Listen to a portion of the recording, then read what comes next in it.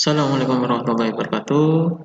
Sekarang kita akan belajar tentang optika geometri di kelas 11 ya. Jadi optika geometri ini tentang pemantulan dan pembiasan cahaya pada cermin dan lensa. Oke, kita langsung saja. Optika geometri. Yang pertama kita pelajari tentang pemantulan pada cermin datar. Jadi ini gambar tentang pemantulan cermin datar ini ya. Jadi ada sinar datang. Nah, yang ini garis normal jadi N. Nah, ini sinar pantul. Jadi sinar datang kemudian dipantulkan. Nah, contohnya mengikuti pemantulan ini mengikuti hukum Snellius. Jadi pada pemantulan cahaya berlaku hukum Snellius, yaitu sinar datang, sinar pantul, dan garis normal terletak pada satu bidang datar.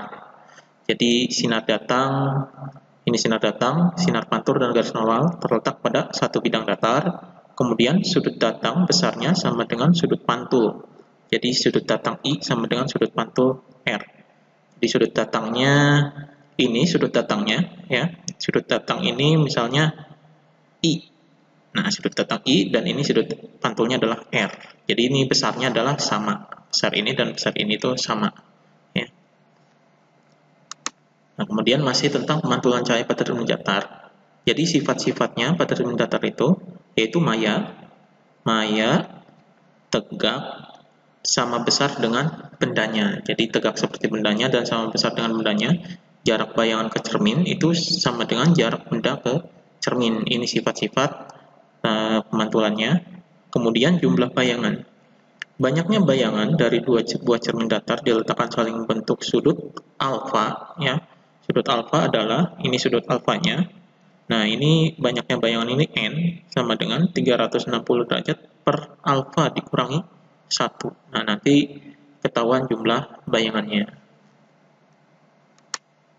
Kemudian bayangan pada cermin cekung dan cermin cembung. Jadi kita akan pelajari tentang cermin cekung dan cermin cembung ya. Jadi pembentukan bayangan pada cermin cekung dan cermin cembung dan cermin cembung ya. Nah, contohnya yang pertama adalah sinar istimewa pada cermin cekung. Nah, sinar istimewa pada cermin cekung yang pertama ini adalah jadi sinar datang sejajar sumbu utama akan dipantulkan menuju titik fokus. Ini menuju titik fokusnya.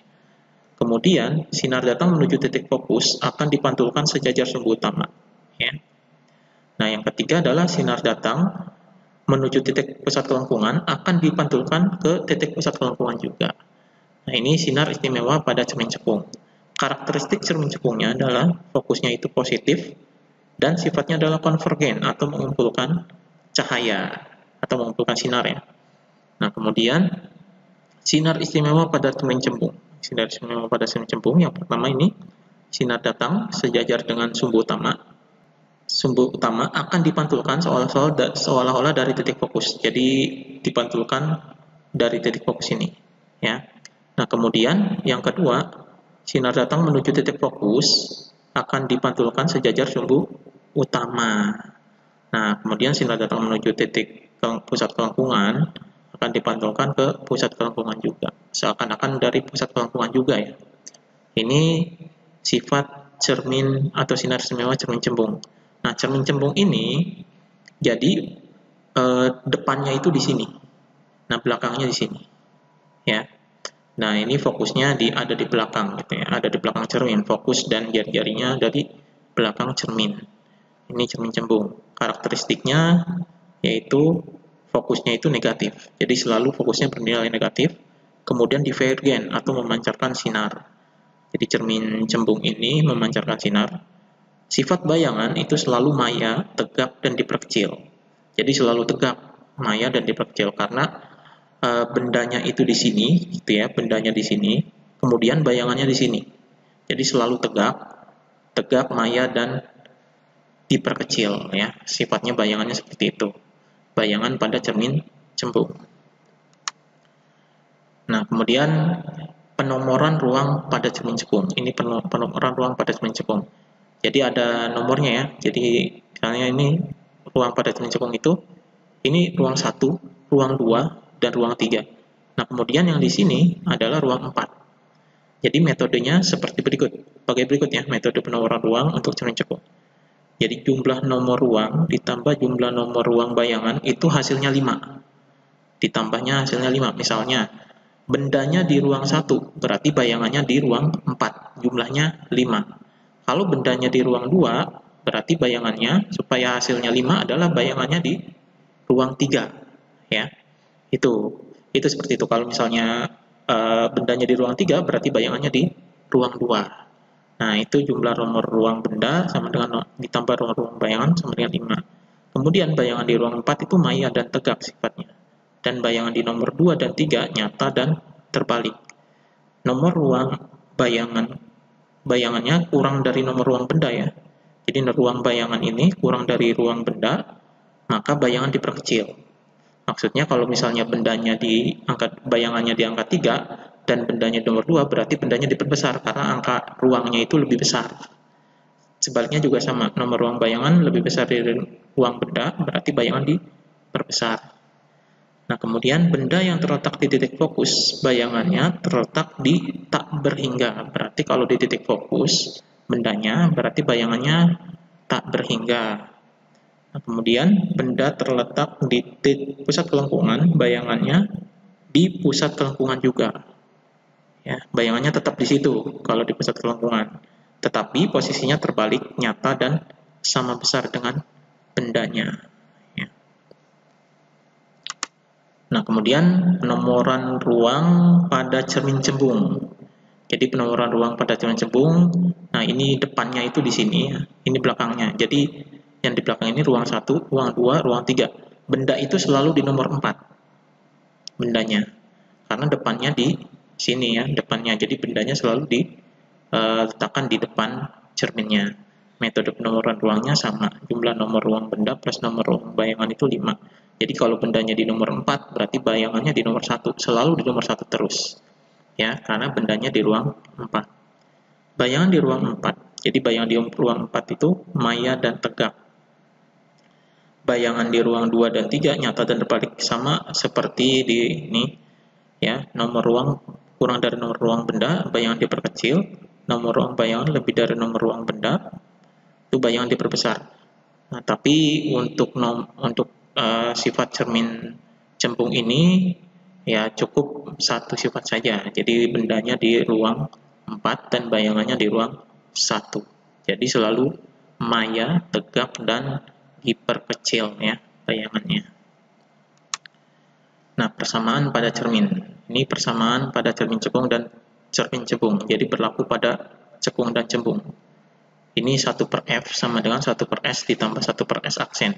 F ini adalah fokus, S ini adalah jarak benda ke cermin, S aksennya itu adalah jarak bayangan ke cermin. Jadi berlaku seperti ini persamaannya. Kemudian selain itu mencari fokusnya juga sama. Jadi selain itu mencari fokus juga dengan seperti ini nih. 1/2R. R ini adalah jari-jari kelengkungan. Jadi setengah R. Kemudian ini M. M itu artinya perbesaran ya. Jadi sama dengan S aksen per S. Jadi dihilangkan tanda minusnya, maka di sini ada tanda bentak. Jadi hilangkan saja tanda minusnya kalau ada minus. Sama dengan H aksen per H. Jadi tidak ada minus di sini. Nanti diperbesar atau diperkecilnya ketahuan. Kalau misalnya kurang dari 1 berarti diperkecil, lebih dari 1 berarti diperbesar. Nah, sifat bayangannya seperti ini. S aksennya positif, bayangannya itu nyata di depan cermin. Nah, nyata di depan cermin itu, kalau bayangan nyata, itu plus terbalik, jadi nyata terbalik. Nah, sedangkan S aksennya minus, bayangan maya di belakang cermin. Berarti ini bayangan maya itu plus bayangan maya plus tegak. Ya, tegak di sini. Kalau di sini kan terbalik. Kalau bayangannya nyata. Jadi nyata terbalik dan maya tegak. Nah, kemudian berikutnya kita akan membahas tentang pembiasan cahaya. Nah, jadi pembiasan cahaya adalah pembelokan arah rambat cahaya dari suatu medium menuju medium lainnya. Menuju medium lain. Jadi dibelokkan cahayanya. Contohnya seperti ini, hukum pembiasan Snellius. Nah, contohnya jadi benda ini sinar datangnya ke sini. Nah, ini sudut datangnya, θ1 sudut datang, itu Itu pembiasan ke sini. Nah, ini sinar biasnya, sudut biasnya di sini, sinar biasnya ini. Nah, jadi ini medium 1, indeks bias medium 1, dan indeks bias medium 2. Nah, indeks bias medium 2 lebih besar dari indeks bias medium 1, maka ini mendekati ke garis normal. Indeks bias relatif medium 2 terhadap medium 1 adalah ini, N2 per N1. N itu indeks bias. Dirumuskan seperti ini, persamaan Snellius. N1 sin theta 1 sama dengan N2 sin theta 2. Jadi theta 1 itu sudut datang, theta 2 sudut bias. N1 ini indeks bias medium 1, N2 ini indeks bias medium 2 atau medium tujuan. Kemudian cepat rampatnya N1 kali V1 sama dengan N2 dikali V2. V ini adalah kecepatan, jadi kecepatan cahaya. N1 kecepatan cahaya menuju medium 1, dan ini N2 indeks biasnya. V2 ini kecepatan cahaya medium 2. Panjang gelombang, berarti panjang gelombang N1 kali lambda 1 sama dengan N2 kali lambda 2. Panjang gelombang di medium 1 ini ya, dan panjang gelombang di medium 2. Jadi ada 3 rumus tentang ini ya. Jadi ini 1, 2, dan 3. Jadi berkaitan dengan sudutnya, cepat rampatnya, dan panjang gelombangnya. Nah, sudut kritis atau IK. Sudut kritis adalah sudut datang yang menghasilkan sudut bias 90 derajat. Nah, sudut kritis sama dengan sudut sin IK sama dengan N2 per N1. Kedalaman semu. Nah, kedalaman semu ini seperti kedalaman kolam renang. Jadi kedalamannya kedalaman semu. Jadi H aksen sama dengan, ini kedalaman semu ini H aksen sama dengan NU, N udara, dan NA, N air, seperti di dalam air ya. N udara ini sudah pasti adalah 1. N air nanti diketahui, dan ini dikali dengan ketinggian atau kedalaman sebenarnya. Dikali dengan kedalaman sebenarnya. Jadi NU indeks bias udara per indeks bias air dikali kedalaman sebenarnya. Jadi ini rumus kedalaman semu. Nah, berikutnya kita akan belajar tentang lensa. Jadi setelah cermin kita akan belajar tentang lensa. Jadi macam-macam lensa seperti ini. Misalnya A, ini lensa biconvex. Ini dua-duanya cembung. Jadi di sini cembung, di sini juga cembung. Nah, kemudian lensa plan convex. Ya, jadi plan convex ini lensa datar di sininya, kemudian ininya cembung. Nah, kemudian lensa konkav convex. Konkav convex itu cembung, cekung, ya. Cembung dan cekung, ya. Konkav convex. Nah, kemudian lensa bikonkav. Lensa bikonkav itu lensa cekung. Ini cekung. Kemudian lensa plan konkav, jadi ada plan ini datar dan ini cekung. Dan lensa konvex konkav, ada cembung dan cekung. Itu macam-macam lensa. Nah, yang pertama kita bahas tentang lensa cembung. Lensa cembung atau lens konveks atau konvergen. Konvergen ini artinya mengumpulkan sinar. Nah, keterangannya di sini nomor 1. Ini nomor 1, sinar datang. Jadi sinar datangnya sejajar sumbu utama dibiaskan menuju titik fokus. Jadi dibiaskan menuju titik fokus. Jadi sinar datang menuju sejajar sumbu utama dibiaskan menuju titik fokus. Nah, yang nomor 2 ini sinar datang melalui titik fokus dibiaskan sejajar sumbu utama. Jadi melalui titik fokus dibiaskan sejajar sumbu utama ya. Nah, kemudian yang ketiga, sinar datang melalui titik pusat lensa tidak dibiaskan. Jadi yang ketiga, sinar datang melalui pusat lensa ini tidak dibiaskan. Itu tentang lensa cembung. Nah, kemudian tentang lensa cekung. Ini lensa cekung atau konkav divergen ya, divergen menyebarkan. Nah, ini nomor 2, nomor 1-nya di sini. Jadi keterangan di sini.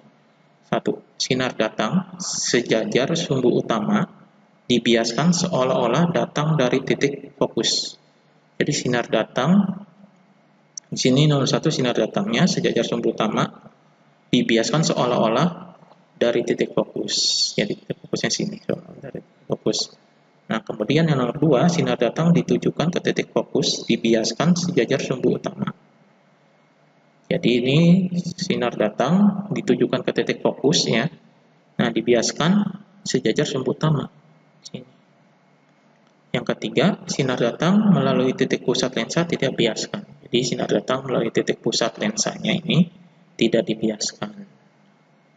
Itu contoh lensa cekungnya.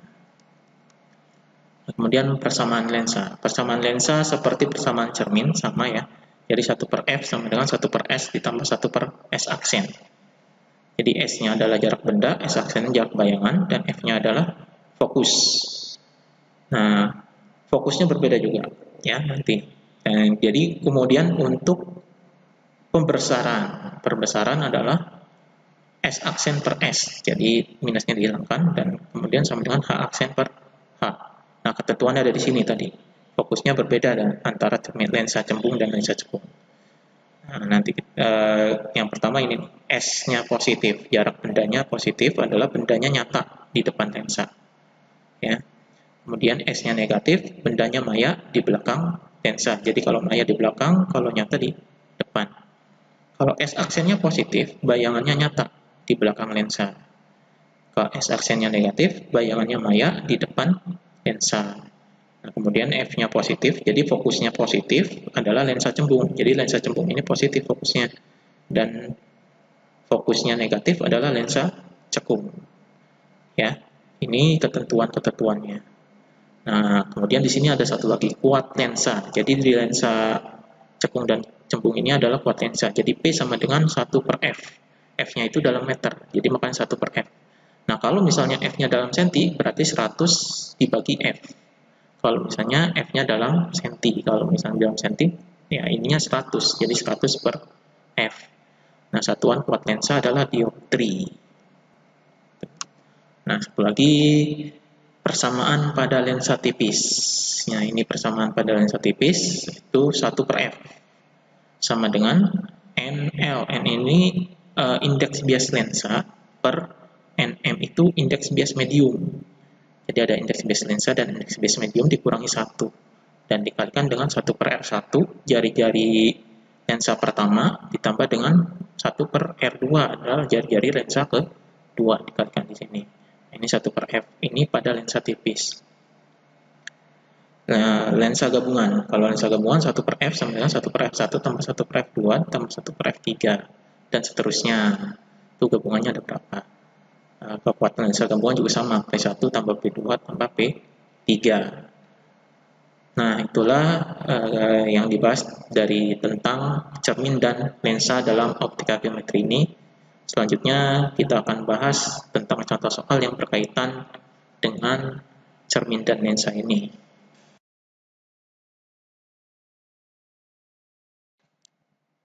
Ini contoh soalnya tentang cermin dan lensa ya. Nomor 1, jarak fokus cermin cekung adalah 7,5 cm.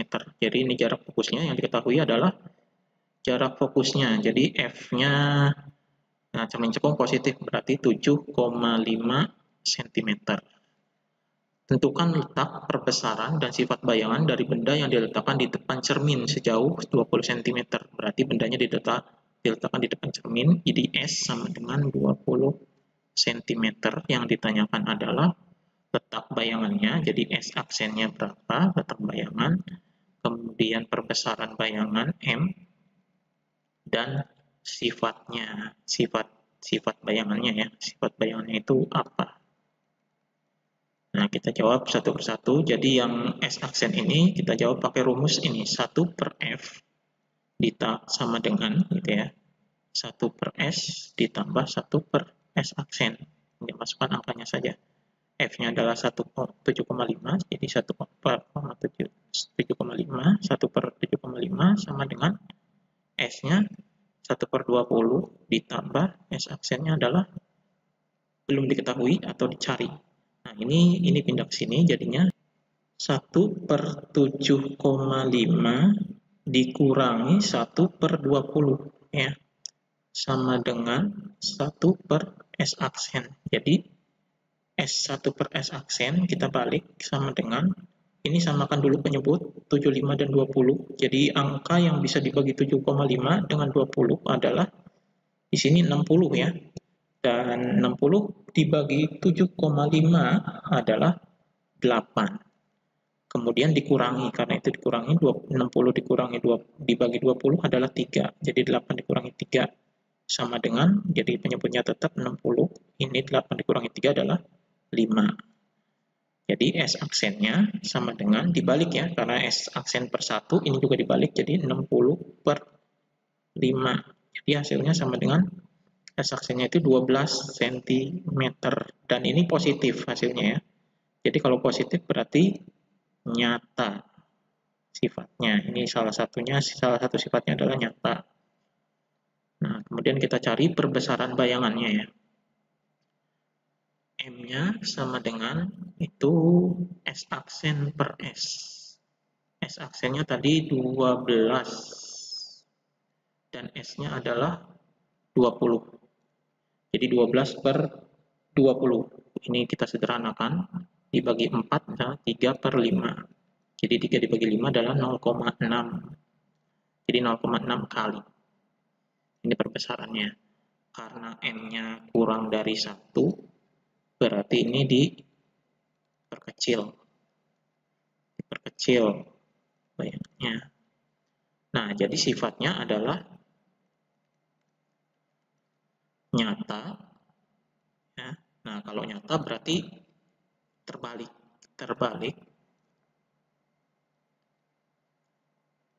dan diperkecil.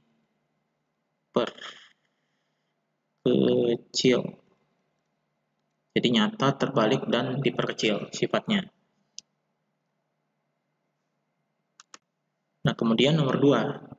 Sebuah cermin cekung memiliki jari-jari kelengkungan 18. Berarti cermin cekung masih jadi R-nya 18 cm. Nah, berapa jauhkah letak benda di depan cermin jika bayangan yang dibentuk oleh cermin cekung itu maya dan diperbesar 3 kali? Berarti M-nya itu diperbesar 3 kali yang sifatnya itu maya. Ya, sifatnya maya. Yang ditanyakan adalah letak benda di depan cermin, berarti S-nya. Bukan S aksennya, S-nya. Jadi S ini ya bisa dicari dari sini sebetulnya. Dari rumus 1 per F sama dengan 1 per S ditambah 1 per S aksen. Fokusnya belum ada, berarti kita cari fokusnya dari jari-jari ini. Jadi fokus cermin cekung positif ya, jadinya setengah dikali R. Jadi ini setengah dikali 18. Berarti sama dengan 9 cm. Ini fokusnya ya. Nah, kemudian untuk mencari S-nya bisa dipakai dengan rumus perbesaran ini. M sama dengan S aksen per S. M-nya adalah 3, S aksen dan S-nya belum diketahui. Kita misalkan saja. Jadi S-nya pindah ke sini. Jadi S aksen sama dengan 3S. Nah, ini 3S tetap di sini ya. Nah, ini sifatnya maya. Berarti maya itu negatif. Berarti ini negatif S aksennya karena sifatnya maya. Berarti min 3S. Nah, baru kita masukkan ke rumus ini. Jadi 1 per F sama dengan 1 per S ditambah 1 per S aksen. Nah, F-nya 1 per 9 sama dengan 1 per S-nya. S-nya kita cari ya. Ditambah dengan 1 per S aksen. X aksennya adalah min 3S. Nah, ini minus berarti 1 per 9 sama dengan 1 per S min di sininya per 1 per 3S. Nah, kita samakan penyebutnya di sini nih.